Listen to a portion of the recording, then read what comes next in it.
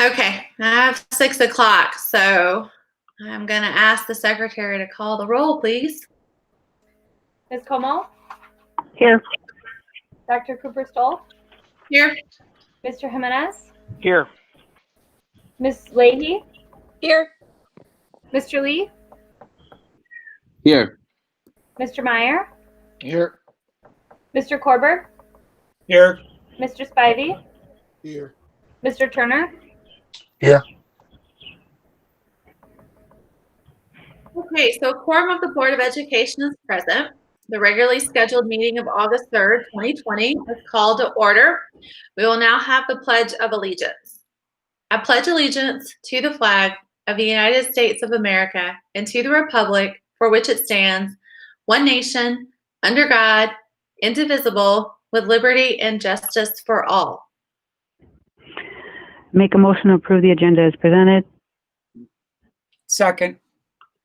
A motion has been made by Ms. Como and seconded by Mr. Korberg to approve the agenda as previously submitted to the board, unless there is a motion to amend. We will have a roll call vote. Ms. Como? Aye. Mr. Jimenez? Aye. Ms. Leahy? Aye. Mr. Lee? Aye. Mr. Meyer? Aye. Mr. Korberg? Aye. Mr. Spivey? Aye. Mr. Turner? Aye. Dr. Cooper-Stoll? Aye. Okay, we don't have anyone registered to speak this evening, so we will move to consent agenda announcements. Are there any consent agenda announcements? The only announcements I would have is that in our human resources approvals, there are a number of retirements there that are due to the windows that we opened up additionally for staff members that wanted to consider retirement in light of the pandemic. So okay. I could, if you would like, Dr. Cooper-Stoll, tell you a little about the 6 retirees that are there. Before I do that, I would mention that in the 3rd week of August, you're pretty used to getting an invitation to go out on the La Crosse Queen to be with our new employees. But clearly, we were unable to do that. So if you were looking for that invitation or wondering what happened to that trip, we have, of course, postponed it. But do hope that we can do something with our new employees in the spring, in which case we would invite you at that time also. Thank you, Mr. White. So our 6 retirees, there are 3 teacher assistants tonight and 3 teachers that are retiring, as Superintendent Engel said, mostly related to the situation that is present in the community and how changes we've had to make in the district. So first is Linda Faherty. She is a teacher assistant who started in the district in 1998, was with us for 22 years as a special education assistant, all 22 years at Central High School. Teacher Jody Jansky started in the district in 1993, was with us for 27 years, 1 year at Lincoln and 26 years at Logan Middle School. Penny Johnston started in the district as a teacher assistant in 2006, was with us for 14 years and worked at Hamilton, Spence, Roosevelt, and most recently at Central High School. Janelle Laufenberg, Spanish teacher, started in the district in 1989. She's been with the district 31 years as a teacher at Central, Logan High School, and most recently at Logan Middle School. Jamie Pinsky started in the district in 1996, 24 years in the district. She has been a teacher at Logan High School and the La Crosse Design Institute. And finally tonight, Janet Schultz, a teacher assistant, started in the district in 1996, has been with us for 24 years, and she's been a teacher assistant at Roosevelt, Spence, Longfellow, Logan Middle, and Emerson. So 6 retirements, unusual to see them, of course, at this time of year. Thank you, Mr. White. I make a motion to approve the items on the superintendent's consent agenda as presented. Second. The consent agenda is a mechanism used by the board to deal with routine business that must come before the body. A motion has been made by Ms. Como and seconded by Mr. Korberg to approve the items in the superintendent's consent agenda as presented, unless there are any items that members want to remove from the consent agenda. And we will move to a roll call vote. Ms. Como? Aye. Mr. Jimenez? Aye. Ms. Leahy? Aye. Mr. Lee? Aye. Mr. Meyer? Aye. Mr. Korberg? Aye. Mr. Spivey, Aye. Mr. Turner,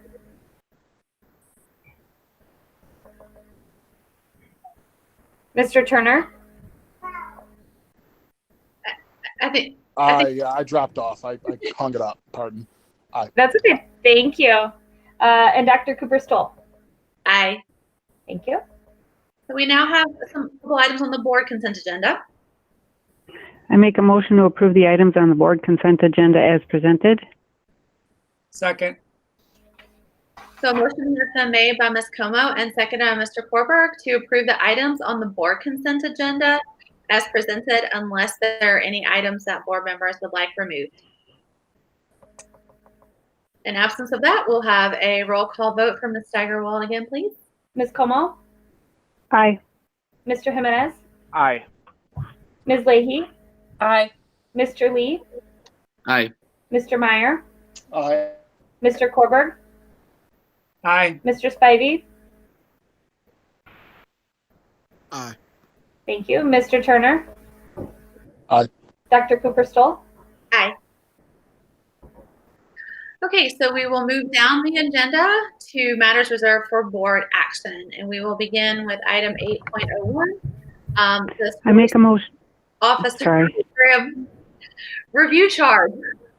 I make a motion to charge Dr. Aaron Engel, Superintendent of the School District of La Crosse, to complete a review of the SRO program that will provide answers to the questions identified by school board members so that the Board of Education can make an informed decision about whether to continue, modify, or terminate the SRO program when the current MOA ends in June 2021. Second. Okay, so a motion has been made by Ms. Como, and I believe it was seconded by Mr. Turner to charge Dr. Aaron Engel, Superintendent of School District of La Crosse, to complete a review of the SRO program. Open for discussion. Are there any questions or comments from the board before we vote that haven't been previously raised and answered? Okay, so we will have a vote, roll call vote, Ms. Steigerwald. Ms. Como, Aye. Mr. Jimenez, Aye. Ms. Leahy, Aye. Mr. Lee, Aye. Mr. Meyer, Aye. Mr. Korberg, Aye. Mr. Spivey, Aye. Mr. Turner, Aye. Dr. Cooper Stoll. Aye. Okay, the next item we have is policy approval, the second and final reading for bylaw speaker limitations at public meetings. I make a motion to grant second and final reading approval to bylaws speaker limitations at public meetings. Second. A motion has been made by Ms. Como and seconded by Mr. Korberg to grant second and final reading approval to bylaws speaker limitations at public meetings. Is there any final discussion before vote? Then we will have a roll call vote. Ms. Como, Aye. Mr. Jimenez, Aye. Ms. Leahy, Aye. Mr. Lee, Aye. Mr. Meyer, Aye. Mr. Korberg, Aye. Mr. Spivey, Aye. Mr. Turner, Aye. Dr. Cooper Stoll. Aye. Next, we have policy approval, the second and final reading bylaws news media services at public meetings. I make a motion to grant second and final reading approval to bylaws news media services at public meetings. Second. A motion has been made by Ms. Como and seconded by Mr. Korberg to grant second and final reading approval to bylaws news media services at public meetings. Is there any final discussion about these changes? So we will have a roll call vote. Ms. Como, Aye. Mr. Jimenez, Aye. Ms. Leahy, Aye. Mr. Lee, Aye. Mr. Meyer, Aye. Mr. Korberg, Aye. Mr. Spivey, Aye. Mr. Turner, Aye. Dr. Cooper Stoll. Aye. All right, then we have the policy approval for second and final reading GC5 board committees. I make a motion to grant second and final reading approval to GC5 board committees. Second. A motion has been made by Ms. Como and seconded by Mr. Turner to grant second and final reading approval to GC5 board committees. Is there any final discussion about these changes? Then we will have a roll call vote. Ms. Como, Aye. Mr. Jimenez, Aye. Ms. Leahy, Aye. Mr. Lee, Aye. Mr. Byer, Aye. Mr. Korberg, Aye. Mr. Spivey, Aye. Mr. Turner, Aye. Dr. Cooper Stoll. Aye. We will now move into the information portion of our meeting, beginning with reopening plans for 2020-2021 school year. Any updates, Dr. Engel? Yes, just a couple of things. So after our update last week, Monday, we received feedback from many parents in our community, some of it positive, expressing gratitude that out of concern for safety, that we're not, placing individuals at risk in that regard. And also plenty of negative feedback about individuals concerned about starting the school year virtually, which we anticipated, knowing that this would be a very significant decision for many people in our community.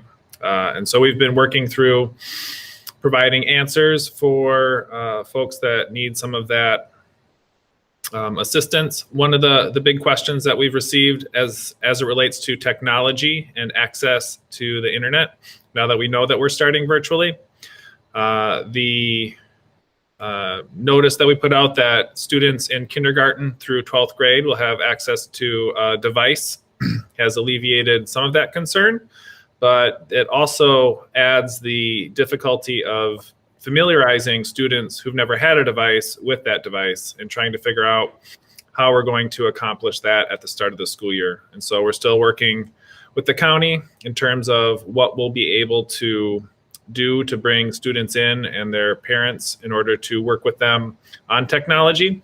But that is a key component of the start of our year. We'll be familiarizing students with technology and the platforms that they'll use.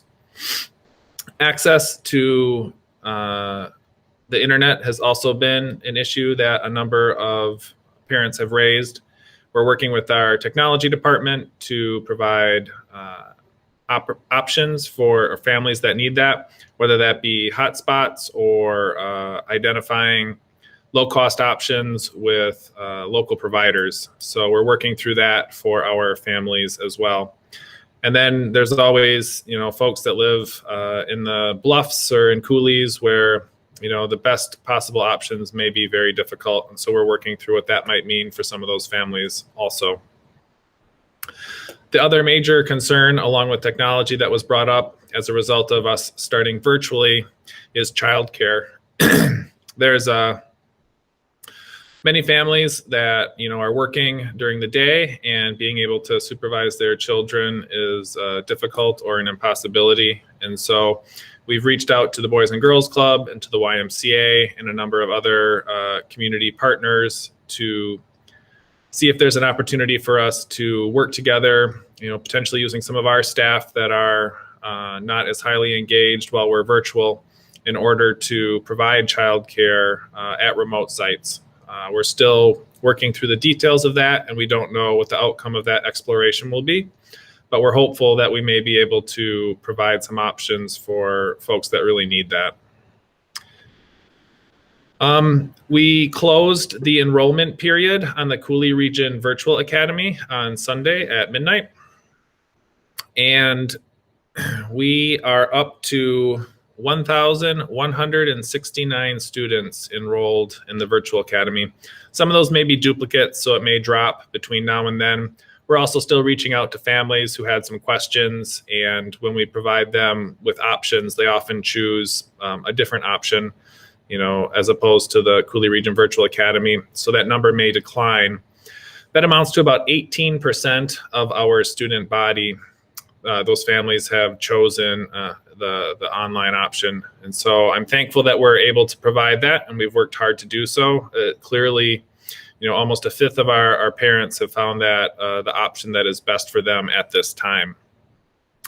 It really varies by school what that percentage is, anywhere from 12% to 50%, depending on the school. The smaller charters are disproportionately impacted by that. More students have opted for an online version in some of those locations, but it varies even amongst our charters as well. We're going through staffing tomorrow. We've had about 50 staff members express interest in teaching virtually, which is getting close to the number that we need in order to successfully launch that mode of instruction. And so we're going to continue to work with staff and staffing and seek out additional individuals that may be interested.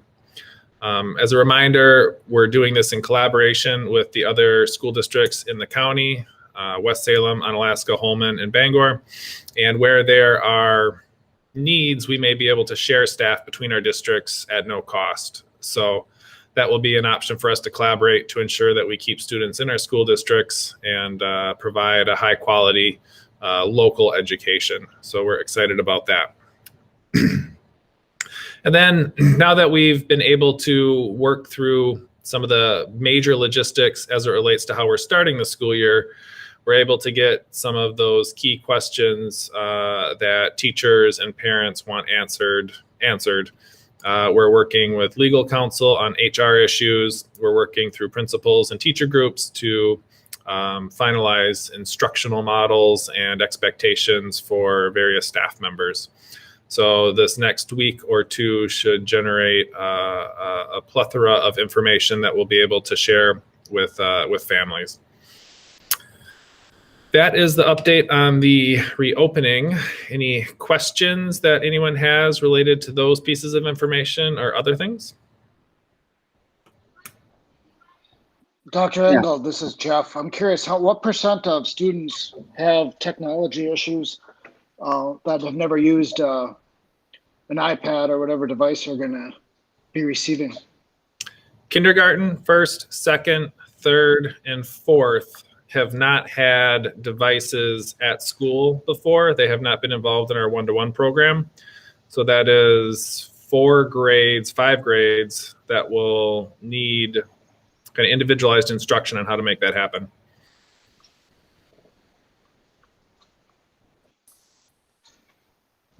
I can't speak for everyone, but I think if there's anything that the board can help with in this transition, or whatever, if that's dropping off hotspots, whatever, just let us know. And I'm sure, I know I would be willing to help. I'm sure others will be willing to help as well. Absolutely. Thank you so much. I think there's going to be a lot of logistics as we move forward, and having every hand in helping out will be appreciated. We'll definitely keep you updated as we move forward as far as that goes. Thank you, Mr. Spivey. Yeah, so a question I had a couple people from the community that kind of reached out to me, and those are the TAs and also the staff that are let's say lunch duty, kind of study hall teachers. And so what do we know about their positions as TAs or as support staff? There is plenty of work for every one of our staff members to fully support our students as we go virtually this first month. And so our TAs, we are establishing kind of new routines for what their jobs will look like.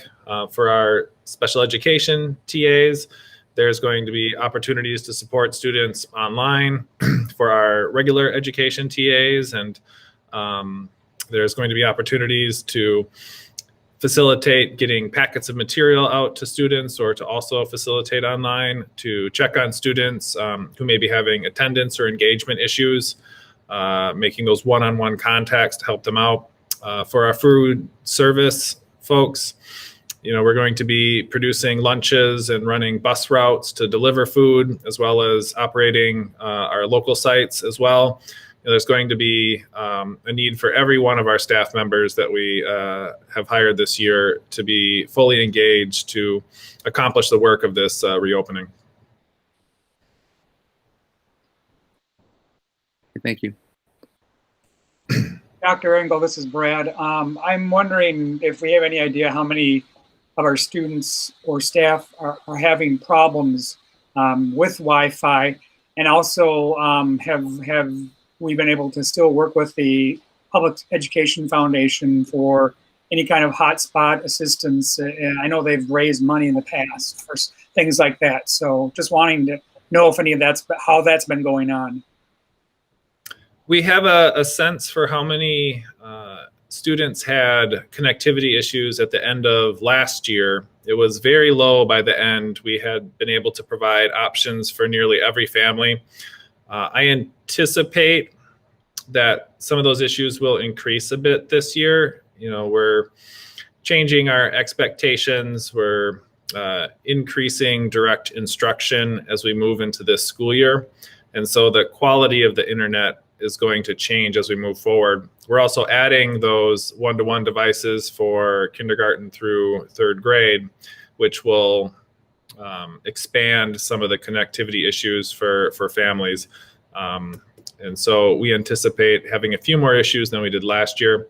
However, we have CARES money that we can set aside, and we're prepared to be able to deliver hotspots or work with local providers to provide that access to the internet. We also parked buses last year in places that would provide access in kind of areas of the city. So we're looking at all of the options available to us. And then you had mentioned that you've reached out to the Y, I think, in the Boys and Girls Club. Anything going on? I mean, anything that's been kind of identified there yet, or just still working with them? Things are still in development. I don't want to overpromise at this point. However, you know, the YMCA feels like they could be able to expand their program potentially. The difficulty with the YMCA and the Boys and Girls Club is always staffing. You know, so we may look at partnering to use some of our staff, you know, to try and accomplish that. The Boys and Girls Club has you know, they do supervision on a different model. You know, that has different restrictions. And so that may be an opportunity as well, depending on the sort of staffing that we're able to find. Our goal is to try and do something that is low cost and reasonable for parents that are in a difficult position at this time. And so if we're able to, you know, collaborate and use our resources to help offset those costs, that would be a huge advantage for our families. And thanks for doing that, because I know that's a big concern of a lot of parents who don't have, they need to work and they can't stay home. And it's a big concern. So hopefully we can find something that will be out there to be able to help them. Thanks. Absolutely. The only concern I have at this point is I'm pretty sure we'll be able to offer something. I'm not sure for how many. And it's going to be difficult to say no to some folks that need something, you know, when we're forced to prioritize. And so I'm nervous about that, but you know, that's a reality when we have limited resources. So yeah, thanks. In one of your emails, you said you were exploring using Fund 80, and I'm curious, can you even use Fund 80 for these purposes? We're still exploring that. So when you levy Fund 80 funds, they have to be used for the purpose that they were originally levied for. We had levied funds last year for an after-school program to replace the CLC grant that we lost. And that program didn't get up and running till the very late winter. And then once the pandemic hit and the school closure set in, we were unable to use those funds for that program since it didn't run. And so we have a fund balance as a result of the lack of operation in that area. We are still exploring if running a daytime program would meet the intent of what those funds were levied for. And so we just want to make sure that we're clear on that before we do something inappropriate with those funds. I guess another comment on the daycare. So if so it seems to me if we can figure out a way to help people do some daycare, let's say we have 100 kids that need daycare, it seems like, I mean, obviously they're probably going to be different ages, but they're most likely going to be younger. it seems like instead of doing daycare, like why can't we have them doing some form of face-to-face? We have enough building space that's not going to be used. If that's really the problem, I mean, if spacing's the issue, I don't know about using our staff to provide daycare when our staff can be providing education. Even if you had some joint classes, 4th, 5th, 3rd, 2nd, 10 kids, 12 kids, instead of putting them in a daycare environment, why don't we try to figure out a way to give them some face-to-face? At least somebody in the district could be getting face-to-face then. There are some inherent contradictions in what we're allowed to do for school at this time versus the child care that's allowed to be provided. And we're still working through with the county why those differences exist. I agree. If there's an opportunity to provide face-to-face instruction for some, it would be better than for none. At this point, that's the guidance that we have from the county is schools shouldn't be reopened to provide face-to-face instruction. I don't have a great answer for you there, Mr. Meyer. Thank you. Are there other questions from board members? The only question that I have, Dr. Engel, is that you have referenced before that private schools in the area, I believe, are planning to open face-to-face. We are required to provide certain services. Can you speak to what services we are required to provide and what that will mean in terms of,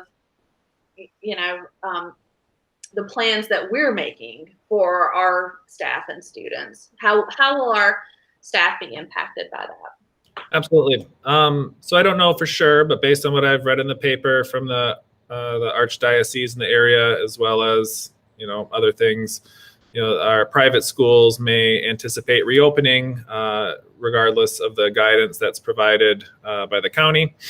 They have to make their own decisions. They're private businesses. As a school district, though, it's our intent to follow those guidance as best as possible to protect our community's health. But if private schools do choose to reopen, we are obligated by law to transport their students using public transportation on our school buses. And so even if in the community there is a risk at large as a result of the pandemic, we will still have to pick up private school students and transport them to private school using our public school dollars and our bus contract. So that is something that we're preparing for. We know that that's going to happen most likely, if not immediately, at least at some point during this pandemic. And so we're trying to put as many safety protocols into place to protect our bus drivers and our employees, to wipe down buses, during this time of high transmission of COVID-19. Thank you. Any final questions or comments? Okay, thank you, Dr. Engel. The next item that we have for information is the Wisconsin Association of School Boards 2021 resolution proposals. And I'm going to turn this over to Mr. Korberg, who has written one of the resolutions that we'll be considering at the next board meeting. And Mr. Korberg, since we have a couple of new board members, could you speak for a couple of moments about the process here in terms of resolutions, the state convention, and how this works? Sure. Basically, the Wisconsin Association of School Boards convention is typically held the middle of January in Milwaukee. Of course, we'll see what happens this year. This year is supposed to be the 100th anniversary of the convention, and so they were doing a number of additional planning for that. But we'll see what happens. But as part of that convention, each school district is allowed to have a delegate to the convention, and during the convention, there are resolutions that are brought up for the delegates to vote on. And so it's an opportunity for school districts across the state to raise issues about concerns in their communities or things that could be improved or changed in public education in Wisconsin. And so up until I think it's the 15th of September, at least that is this year, school boards have an opportunity to pass resolutions and forward those to WASB. And then there is a committee at WASB that will work to put those together. And sometimes there's some duplication, so they will pull things from different ones and put them into one resolution. And then the resolutions are all then printed and distributed throughout the state. And then during the convention, then board members, delegates will go to and vote either yay or nay on different resolutions. Oftentimes, I would say I've only done this 1 year, but I mean I've been recognized of it because Tom Thompson was our delegate for many years. But last year I would say probably 85% or so of these resolutions passed without any much debate or any discussion, basically because they were good resolutions and they wanted to work on things to improve. A lot of them last year were part of the Blue Ribbon Commission that the state had, and there were a lot of things in there that school boards were wanting to promote and trying to create awareness. So basically, once these resolutions then are passed, that is how WASB will lobby, as well as school board members can take these to their legislators and say, this is an issue in the state. Would you please support this, or at least look this over and consider it? The ones that we have before us tonight are from, there's a couple from WASA, and then there's one that I proposed. I'll speak to the one that I proposed. The one that I talked about was, or that I wrote, was on broadband access, as we talked about in our earlier in the meeting about the problems that we have in the city and an urban area where a lot of our students don't have access or can't afford Wi-Fi. This is not a fair, equitable situation for students when you have one student who has access and one who doesn't. And so, as you may know, the governor has put together a Blue Ribbon Commission to talk about access generally, not just education-wise, but as far as businesses and things as that. I look at my sister who lives in a rural area in rural Wisconsin, and it's almost dial-up. It's that bad, and basically that they aren't going to get better access because they're at the end of a valley, and there's maybe 5 farms in the valley, and the company's not going to send a wire up there to hook up those 5 farms because maybe 2 of them would connect and the other ones wouldn't, and it wouldn't be cost effective for them. So a lot of these issues are out there, and the resolution that I put on there, of course, emphasizes education and that it's important for us to and for the state to have people in the state to have access to broadband for education, especially during a pandemic. And but then again, I said there's a lot of other issues why, for the economy and all those kinds of things as well.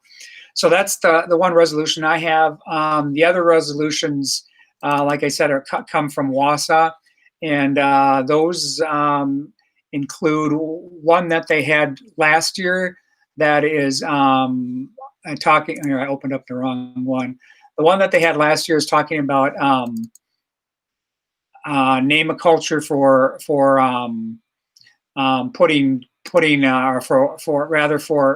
mascots, and that was one that garnered a lot of attention. Mascot symbols and images. Last year, it did not pass; it failed, and they are bringing it forward with a few tweaks in it. But they're again talking about should we be having symbols and images and logos and nicknames of Native Americans in our state. We have a long history of Native Americans in our state, and I think a lot of the districts, have had these names and just whether that should continue. So that's one of them that's on there. I'm sure it'll garner a lot more attention. I think since last year there have been 3 or 4 schools that have changed names, And so I think I saw a note that some of these numbers in here exactly might not be 100% correct, but the intent of it is, go ahead, Laurie. We updated that, Mr. Corber. Okay, so it's been updated. So it is correct. But I wanted to make that just in case. I guess there's 28 districts that this impacts. So those are the kind of in a nutshell of what kind of goes on. I hope I explained it and didn't confuse you anymore. If you have any questions, I'd be happy to ask them. But basically, what would happen here is we would affirm the ones from WASA and say we would kind of like sign on to them. And then the resolution that we have on our own, we would put out there, and we could potentially ask other school districts to support it. And I'm sure we'd get some support. I had mentioned it to Dr. Engel, and I know throughout CISA, our CISA district, there's a lot of rural schools that this could impact. And so I would think there would be some support of that as well. And hopefully, again, the goal would be to try to address some of the issues of broadband access in Wisconsin. Mr. Korberg, I want to thank you for taking the initiative and writing the resolution yourself for broadband for the board to consider. I was just asked earlier by some school board members in other places in Wisconsin today if any other boards were considering broadband, and I said yes, that our vice president had written one, and I was happy to share that with them as well.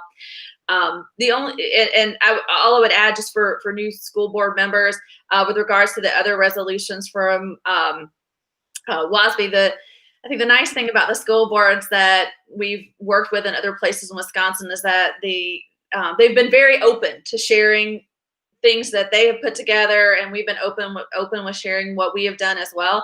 The Native American mascot resolution for new board members, when we brought this forward last year to support it, the board unanimously voted to support it. So as Mr. Korberg said, this is really a bringing forward a second time. And then the other one on Act 31, I believe that's the first time that we've had a resolution come forward for this board to consider. But this is a resolution in support of both compliance with Act 31 and financial support of Act 31. Any questions for Mr. Korber? Did you all have a discussion around Act 31 and how it also includes African American and Hispanic populations? We have not had a discussion around Act 31 in the time that I have been on the board. I cannot speak to the process when WASA wrote this particular resolution. Okay. I just wanted that to also be known when you look at the statute. It also includes African American, Black Americans and Hispanics. So we're bringing these resolutions forward tonight, as we typically do, as an information item. So if there are things that board members would like to see changed on these resolutions, now would be the time to discuss that. So Mr. Spivey, if there are things that in that resolution that you would like to see us alter, please feel free to share that. And there's nothing to say we can't create another resolution as well. We do have time. It's becoming shorter time because it's the 15th of September, but we would have time to bring another resolution forward and be able to pass the resolution by our board as well. So we're not locked into just three. But these are kind of the start. Holly, can you hear me? Yes. Hey, so I actually do believe that Wisconsin Act 31, and Mr. Spivey, please send me the information so I'm privy to it. But I do believe that it actually only talks about the history, culture, and tribal, sovereignty of the Wisconsin's 11 federal recognized Indian nations. I didn't know. Tribal communities as well, if you will. I didn't know it was actually for African Americans or Spanish indigenous peoples. So I would like to be privy to that. I thought it was actually only for American Indians in America. Oh, in Wisconsin, rather. Pardon. It is. I just went to the website and it says American Indian Studies in Wisconsin, Okay, I figured that's often what it referred to was. as Wisconsin Act 31. So Sure. it would Okay. be a separate call forward for an African American history type resolution. Which actually I do indeed believe we should do, but I think Act 31, as you just read, is actually only for American Indian. So, but I do think that should come forward also. I'll send a link. Okay, thank you. Because the actual statute itself, if you read the statute in its entirety, it does include Americans and Hispanics. Okay, thank you. If you can forward that. Oh, okay. I'm seeing the statute also. Educational goals and expectation 118.01. Yeah, okay, thank you. I do see that actually, particularly in regards to American Indians, Black Americans, and Hispanics. Thank you, Mr. Spivey.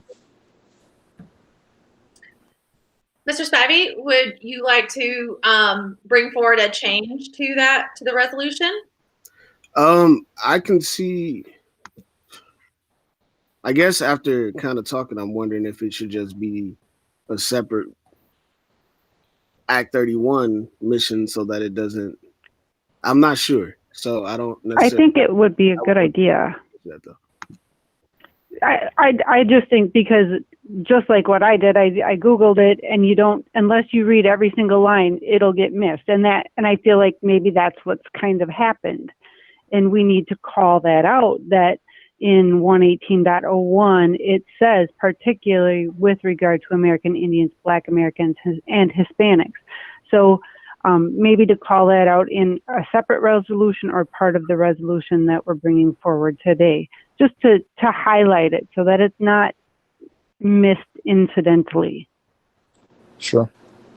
I believe and there are links that follow the resolution that should point to that. However, if we want to, again, change the wording of the actual resolution, that's the discussion we need to have. Now, if you want, and Mr. Korberg, you mentioned the deadline of September 15th. We do not have when is the next board meeting in September? Ms. Steigerwald, help me out. Yep, it's not until September 21st, and so we would need to vote on any resolutions to submit by the August 17th meeting, unless we add a special meeting in September, because our first one is not available because of the holiday. Okay. Yeah. So we only have 2 meetings, or I mean one more meeting before the 15th deadline. Yep.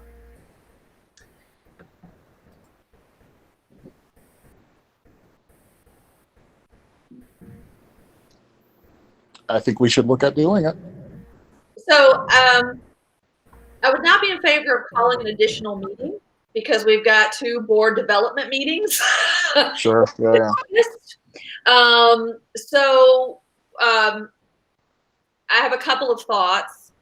One of those is we bring forward the resolution as is, and an amendment can be offered to that, than what we have done in the previous meeting with regards to the policy on public speakers. I'm also happy to solicit, if, so for example, Mr. Spivey, if you want to submit those changes, we can incorporate them before we would vote in the second meeting in August. We typically bring things forward first as information before we vote on them. However, in this particular case, I don't know that we would require that. So those would be the 2 suggestions I would have for how if changes wanted to be made.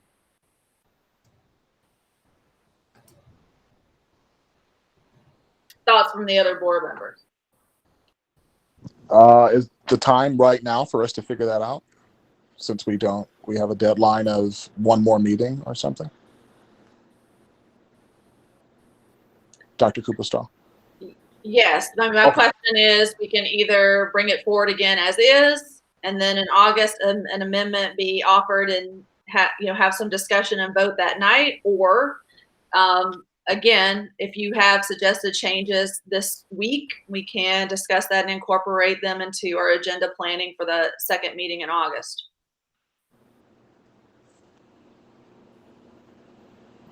It sounds like it would probably make